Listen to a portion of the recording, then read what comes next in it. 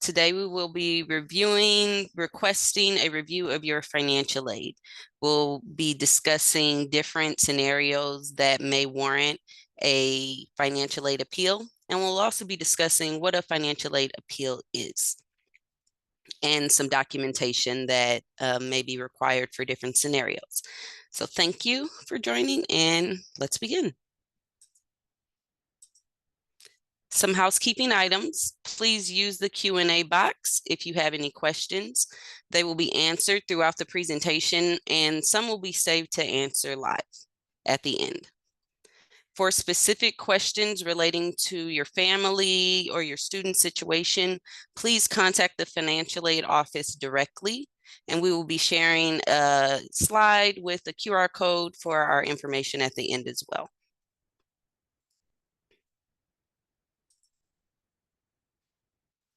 So first, there's some general information that is good to know about financial aid appeals.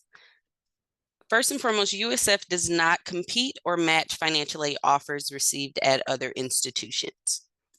Another good thing to note is students with a student aid index number or an SAI that's calculated from the FAFSA application that you guys submitted.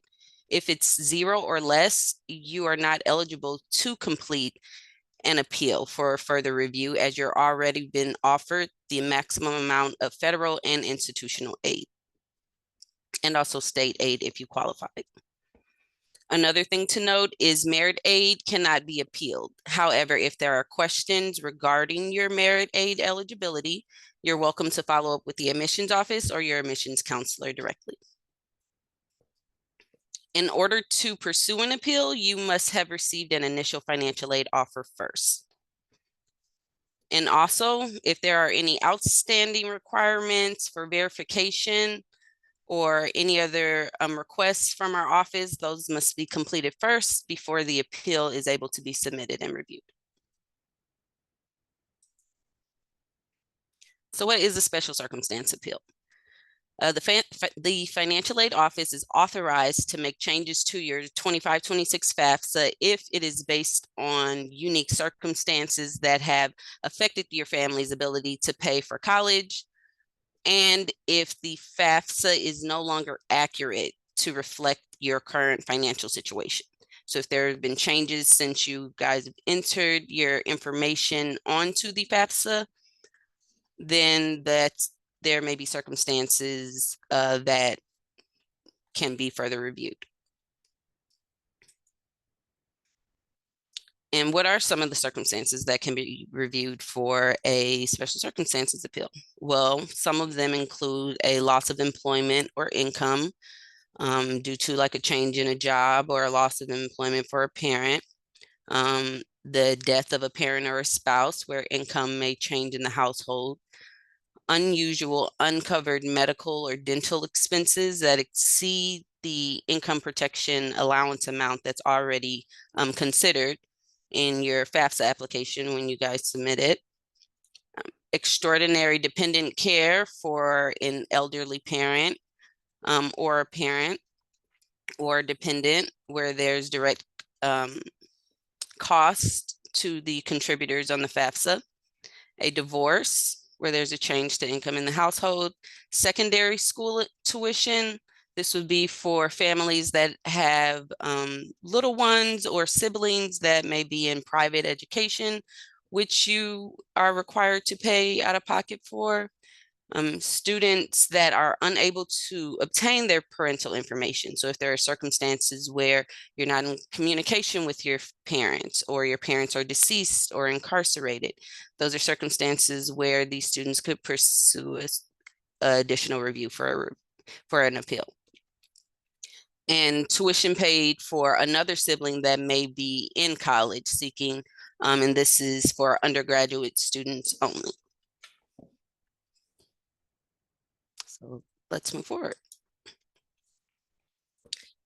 So some special circumstances or some situations that would be considered special circumstances for dependent students would include a prolonged loss of income due to unemployment for one of the parent contributors, a prolonged reduction of income due to a pay cut or work hours for one of the parent contributors, a death of a parent contributor, out-of-pocket educational expenses for dependent students whose contributors support more than one sibling in the family size who is enrolled at least half-time at a Title IV eligible institution. For independent students, some scenarios would be prolonged loss of income due to unemployment of you or your spouse, a reduction in income due to a pay cut or reduced hours, or a death of a spouse, which would cause changes to the income in the household. So how do you initiate this process? How do you start an appeal? Well, the first step will be to contact the financial aid office and speak with us and let us know what's going on so that we can discuss further and understand your situation more to determine whether or not you're eligible to pursue an appeal. You can contact us by phone, by email. We're also available by Zoom drop-in hours.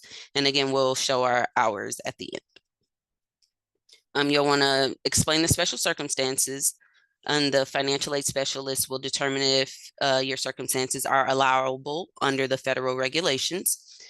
If the circumstances are allowable, we will open an appeal for you on our Student Forms portal, and we'll let you know that the appeal is open.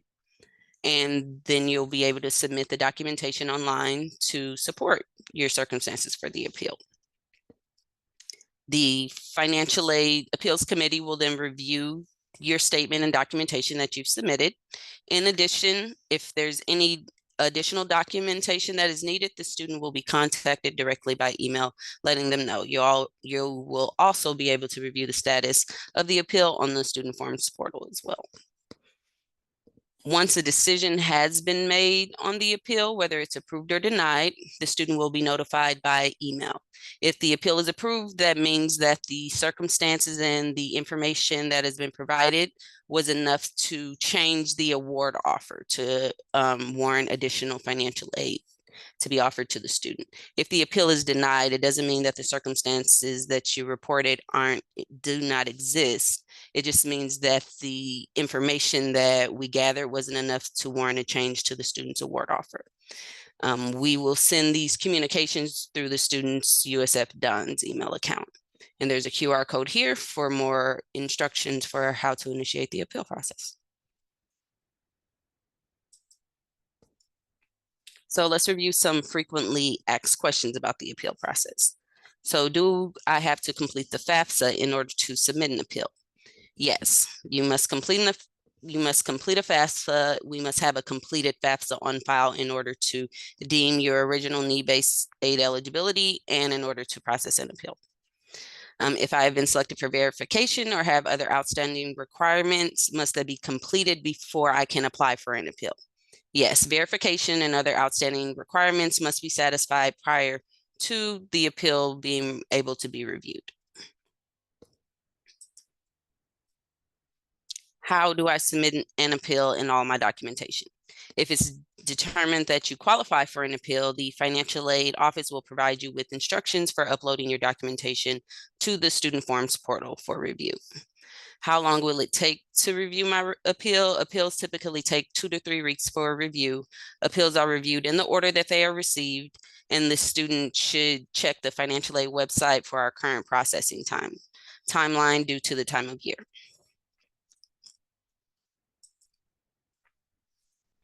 If my appeal is incomplete, can I resubmit it?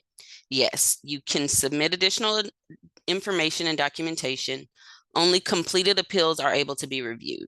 The committee will contact the student and family via email directly if additional information is needed. Once it is provided, it will be reviewed accordingly and according to the later date of receipt. So your timeline for review would restart if we do have to reach out and collect additional information. Can I add additional information once my appeal is submitted? If you do have additional information that was left out that is relevant to your appeal, it can be added. However, it may delay your appeal decision process. It is important that all relevant documentation is provided at the time of submission of the appeal. So that's important because if we have everything that we need for the appeals, a committee to review and make a decision on your appeal, then your review process can move faster. If we have to go back and request documentation multiple times, then that extends the process time. What type of documentation is needed to accompany an appeal? So some examples of documentation include a separation letter from an employer, if there's been a change of a job, unemployment insurance documentation, paycheck stubs, a statement from legal counsel, proof of benefits such as CalFresh.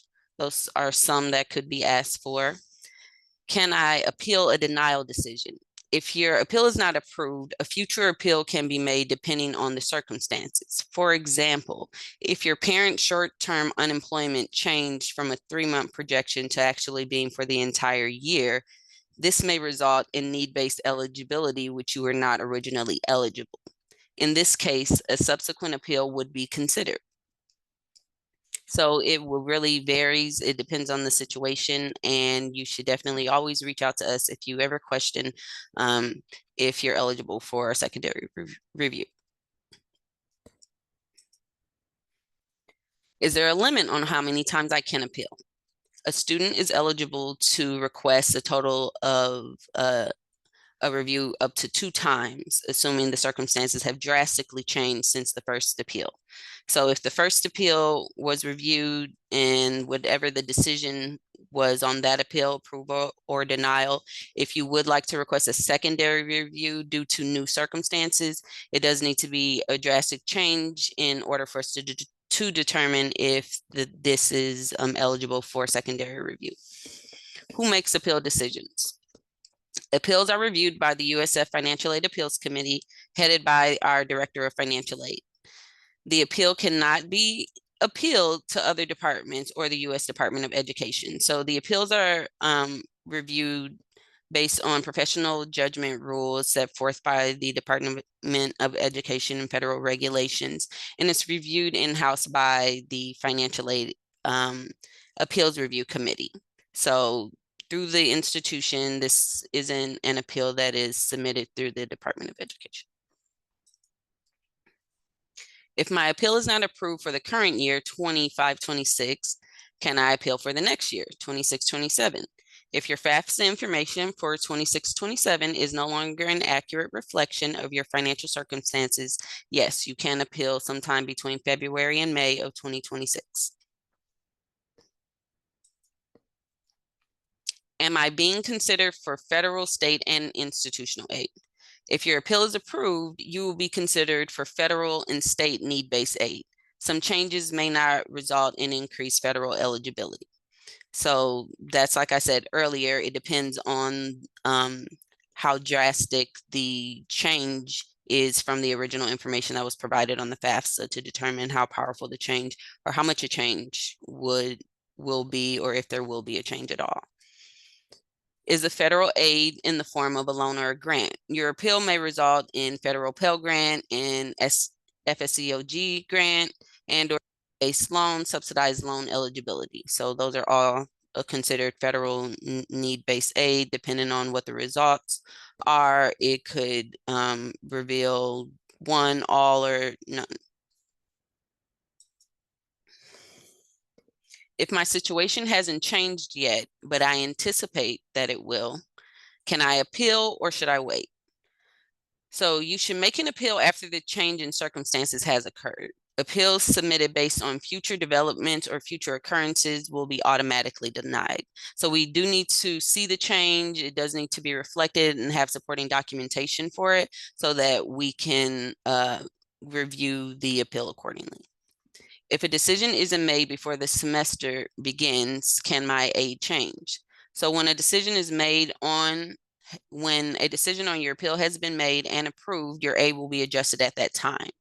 If an appeal approval occurs after the semester has begun and payment has been made, any additional aid may be applied to your account and refunded if applicable at that time. So what are some examples of supporting documentation to submit?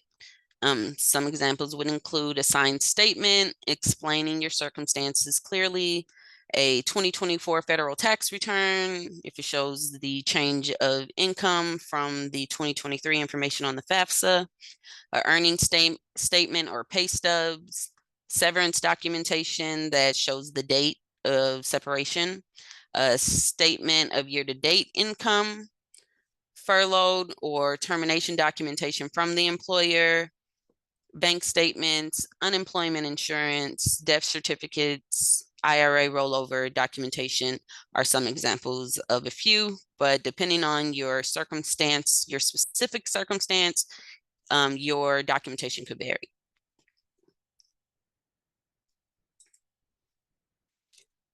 So let's review some different scenarios on appeals. So one scenario would be a sibling in college. So if your sibling attends USF, your siblings, some documentation you would need to submit will be your sibling's full name and their student ID number. Your sibling needs to be enrolled at least half time for the 25-26 academic year to be considered for an appeal, and only undergraduate enrollment can be considered, so not graduate level work. If your sibling attends another institution, then we would need the following documentation: a copy of your sibling's proof of enrollment or registration for the 25-26 award year. We'd need a copy of your sibling's 25-26 award offer, a copy of your sibling's cost of attendance or student budget for 25-26, and also a copy of your sibling's FAFSA submission summary that shows their SAI for 25-26. So those are some documentation that you would see added to the portal for this scenario. So let's review about a furloughed employee. So my parents were furloughed. What documentation would I need to submit? Well, we would need a statement that thoroughly explains the circumstances, and it must be provided along with the last 3 to 4 pay stubs. The letter from the company indicating that they were furloughed, documentation showing the amount of unemployment that they are receiving based on the unemployment insurance claim, an estimate of the income earned for 2025, which should include the income from work and unemployment payments, and the date when your parent is expected to become reemployed at their job, or the date they became reemployed at their job. So those are some documentation for that scenario. So what if your parent was terminated or laid off? Well, in this situation, we would again need a statement thoroughly explaining the circumstances and 3 to 4 of the last 3 to 4 pay stubs. We would need a letter from the company indicating that they were terminated or laid off and the date associated with it. We would need documentation showing the amount of unemployment they are receiving based on the insurance claim, excuse me. We would need an estimate of the income earned for 2025. And again, this should include the income from work and unemployment payments. And if your parent is reemployed with a new job, we would need the date that they became employed and the last pay stub that they received from that job, or the latest pay stub that they received from their new job. And this information is to help document the date of the change and the change to the income as well. So what about if the parents are self-employed? We would need, again, a statement thoroughly explaining the circumstances. We would need the 2024 tax return showing the business income and an estimate of what the income was before the change in 2024, along with an estimate as to the projected income for the remaining year. You would provide all the documentation that supports the income estimates given. And if your business is cyclical, please provide this information. Example, flower shop, and 30% of business comes from Valentine's Day, to give us a better idea of when the most income comes in for your business. So here are some information regarding our contact how to contact us. Here's a QR code that you're able to see all of our contact hours, our Zoom drop-ins, how to contact us by phone or our phone hours, our financial aid email. We're available by phone from 9 a.m. to 1 p.m. Monday through Friday, by Zoom drop-in from 1 p.m. to 4 p.m. Monday through Friday, with the exception of Wednesdays. We're only available from 1 to 2:30 on those days. And we're always available by email, so feel free to reach out to us if you have questions. So now, if there are any questions that are still in the chat, we will go ahead and review a few.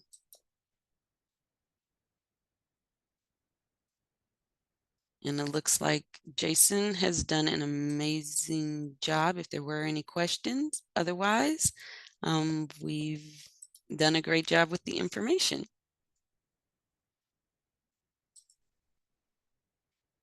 I'm going to give it a few seconds. If there are any questions that would like to be submitted into the Q&A box or answered live. Otherwise, thank you guys so much for joining us.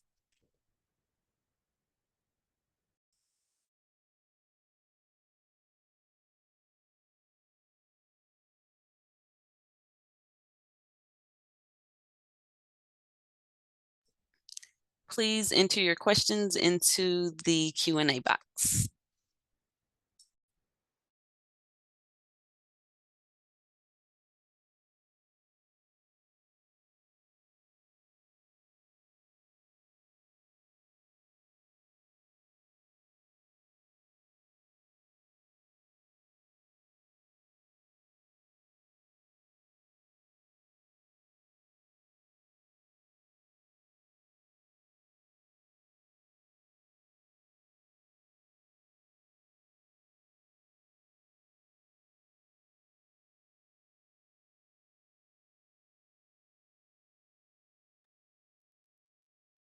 Okay, great. I see a few questions coming into the box.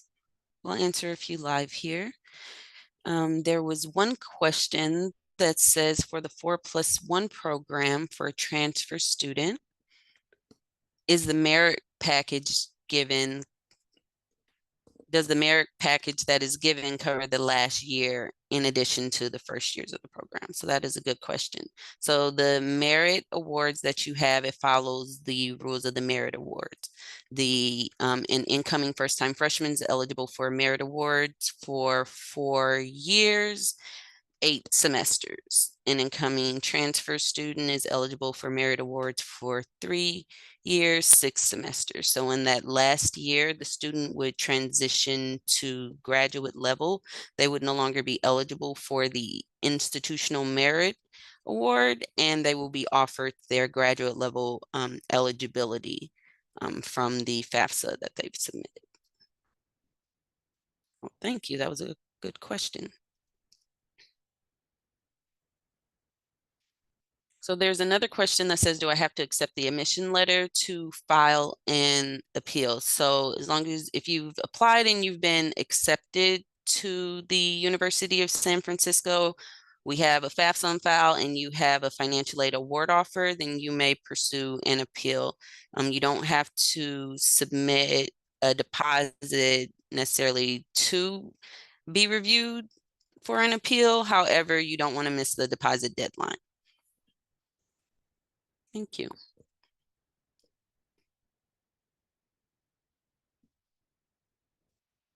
So there's a question that states, if someone didn't know there was a limited amount of times that you can appeal, what should they do? So in this regard, reach out to the financial aid office so that we can find out what's going on with your specific circumstance. However, in general, students may request an appeal up to 2 times in 1 school year.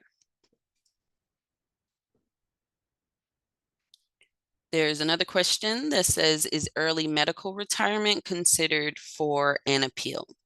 So in this instance, the circumstance should be active for at least 90 days. So if you know that the retirement is coming, once it does come and it has been active for 90 days, reach out to our department so that we can discuss further your circumstance and collect the necessary documentation to determine the change to your income.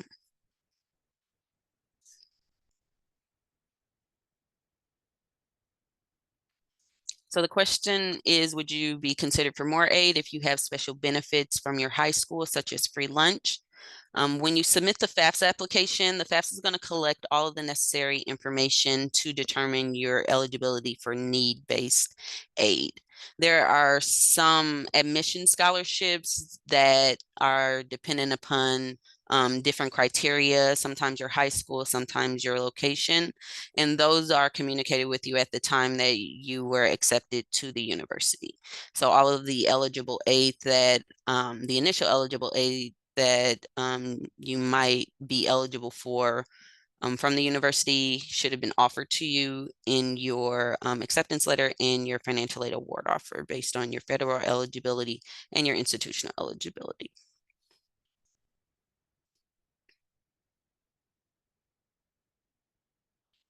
So there was a question that says, is our net price the accurate amount we'll pay for our first year based on our financial aid package? And this is a good question. The net price that is on your financial aid offer is an estimate based on the estimates that are included in the cost of attendance student budget. Your actual student bill will be received prior to the billing due date, of course, sometime in the summer once the student has enrolled in their courses.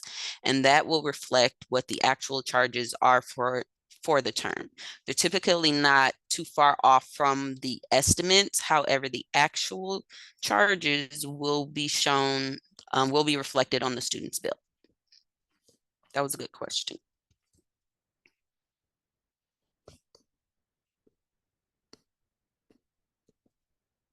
So there's someone who there was a question that says my SAI is 99999. What does this mean? Am I eligible for aid reconsideration?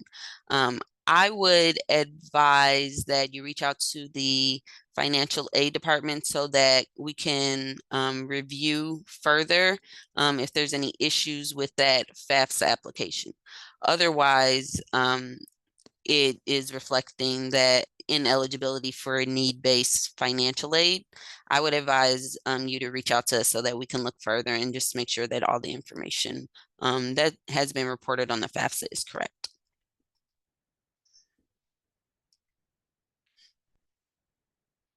Okay, there's another question that says, what happens if tuition increases? Will merit awards also increase? This is a good question. The merit awards that the student is offered on their financial aid, on their initial financial aid award offer, are eligible to renew each year up to 4 years for first time students, up to 3 years for transfer students. The amount of the award will stay the same from year to year, assuming that the student maintains a 2.0 GPA and 67% completion rates of their courses and maintain satisfactory academic progress. With the tuition increases each year, you can expect about 1 to 2% on average from year to year, but the merit awards do not increase these increase of expenses. Thank you.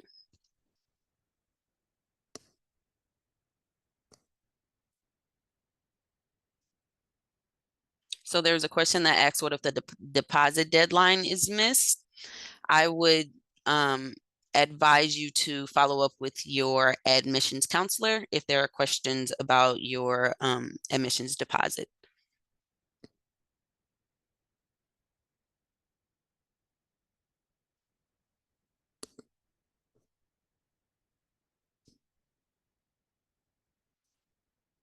There was a question that was posted about having issues with reviewing your student aid index number. If you're referring to your University of San Francisco financial aid offer that you're not able to see your student aid index number, or you're not able to see it on your FAFSA, I would just advise you to reach out to the financial aid office to ask that question so that we can figure out what's going on there.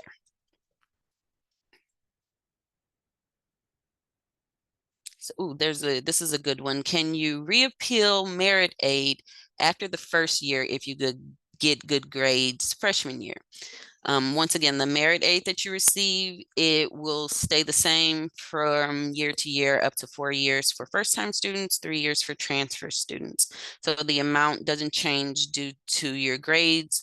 You do need to maintain satisfactory academic progress each year to remain eligible to receive your scholarships each year, and that is a 2.0 GPA minimum, 67% completion rate of your courses. That was a good one.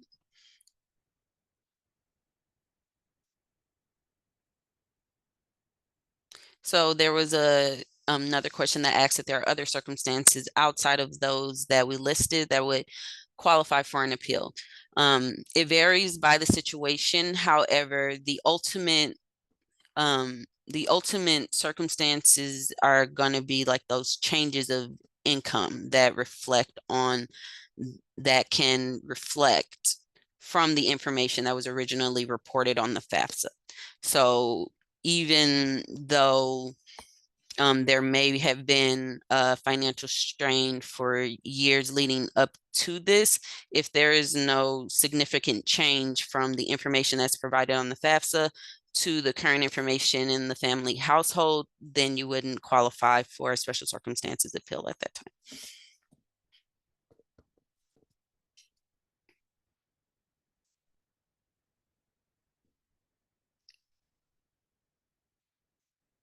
There's a question that says, is there any further aid for first generation students? The financial aid that is on your financial aid offer is the financial aid that you're eligible for. It should include your merit scholarships and any admission scholarships that you may have been eligible for. We don't have any other exclusive first generation scholarships at USF.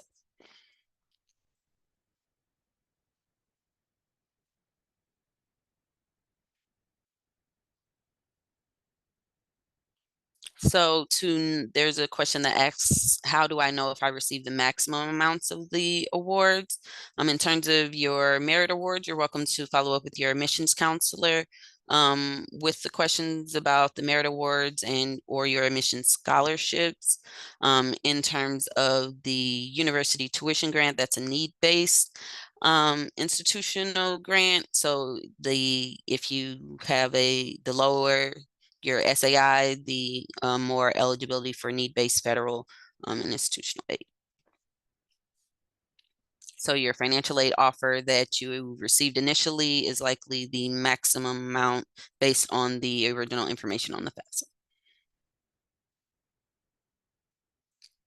FAFSA. There's another question that asks, how does federal work study work? This is a great question. Federal work study on your financial aid offer represents the maximum eligibility that a federal work study student would be able to earn by working on campus for the year. The only difference between a federal work study student and a regular student employment student is the source of where the funds come from that pays that student. Federal work study is paid directly to the students based on the hours that they've worked and the wages that they earn from the job that they've landed on campus. So just accepting your federal work study award on your financial aid offer doesn't land you a job on campus. You still would need to go onto your student portal, apply for a job, be selected, interviewed, and be selected for that position in order to have a job on campus. Once you have one, if you're a work study eligible student and it's a work study job, then you would be paid your wages from that delegation of funds that's on your award offer. That was a great question. So, and here's another good question. If a student didn't get a work study offer, can they still apply for one? So in terms of a work study job, if you weren't offered work study, then that means that you aren't eligible. You didn't demonstrate enough financial need on your FAFSA application to be eligible for federal work study at USF. However, you can still seek regular student employment positions, and you can apply as well on the student portal when the job applications become available. Those become available on the first day of school.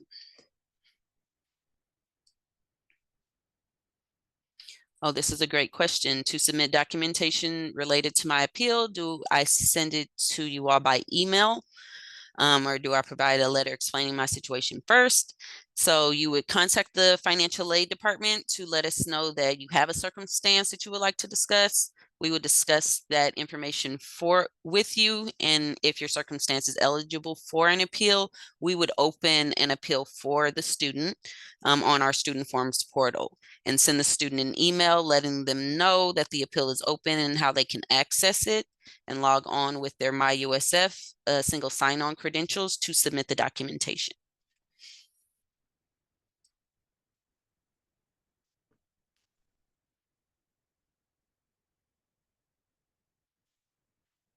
So there's a question that says, are gift aid awards like the Global Award granted by FAFSA or from USF? If it's from FAFSA, can we appeal it? So the gift aid awards like the Global Award is awarded from the University of San Francisco.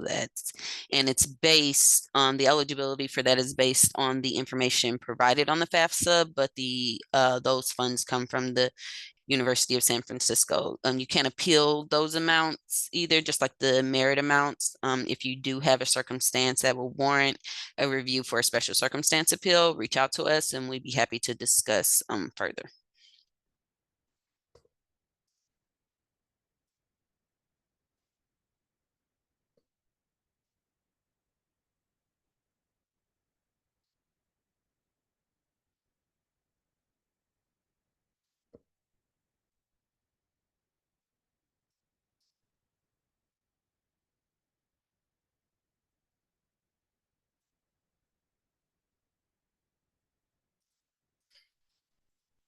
Okay, there's a question about the scholarship funds and possibly like winning scholarship funds.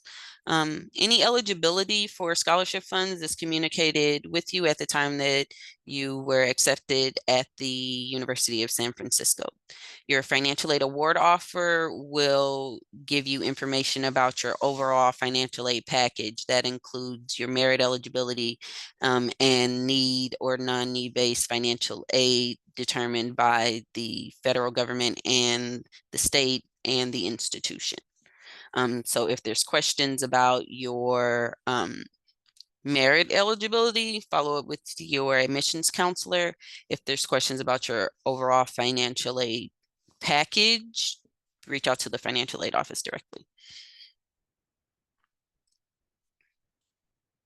So there's a question that asks, can we ask for additional grants such as the one you just mentioned, Global Award?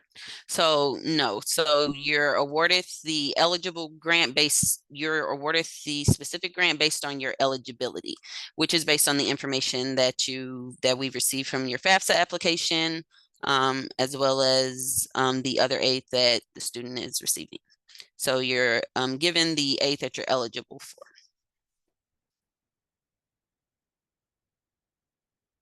Those are some great questions.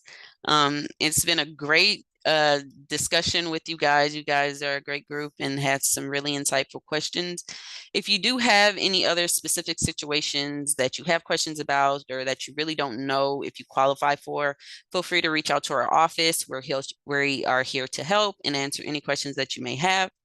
Otherwise, we look forward to hearing from you. If you guys would like to meet with us, thank you for joining us and have a great evening, everyone.